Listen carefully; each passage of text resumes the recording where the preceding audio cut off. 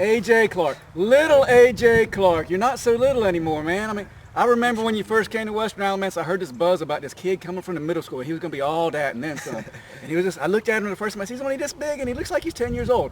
Now look at you. You lived up to your billing, A.J. You became all that and then some. A lot of you may not know this, or maybe do. A.J. committed to Pfeiffer University a couple weeks ago. Today, he officially signed with Pfeiffer. A.J., talk about your decision to attend Pfeiffer and the recruiting process in general. What was it like? What were some of the other schools you considered? And what made Pfeiffer stand out above the rest? Well, I was getting mainly interest from Division III schools, some Division II schools, and I was getting slight interest from some D1s, but they weren't really really saying anything that I didn't already know.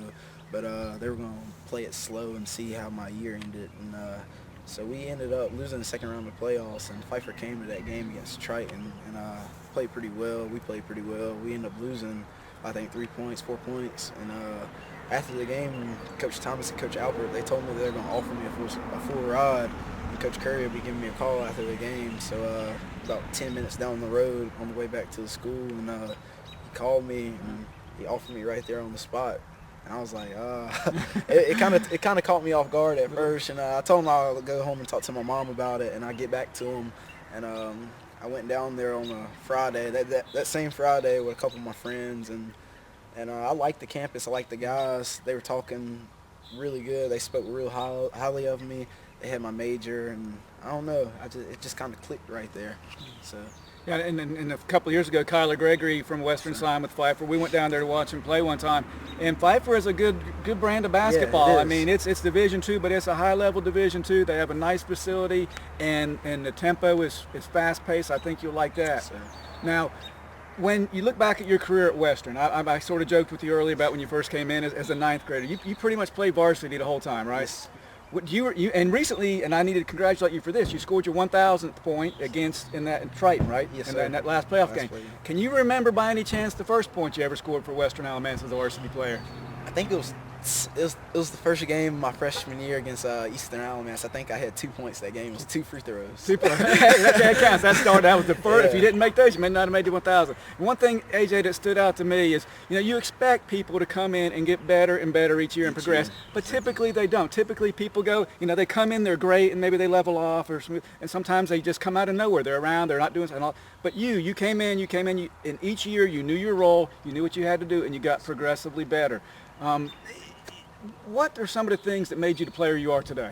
A lot of hard work and sticking with it, definitely, because I remember when I was in 6th grade, a lot of people told me I probably have to play JV 2 years, and there was no way I was going to go play college basketball, and I just took that and ran with it. Like, that's all the motivation that I needed, definitely. So I hit the gym when people were resting, I was working. I played over the summer a lot. Even though I hurt my shoulder a year and a half ago and had to get surgery, I just kept working. So hard work really does pay off, and I think that I'm a prime example of that.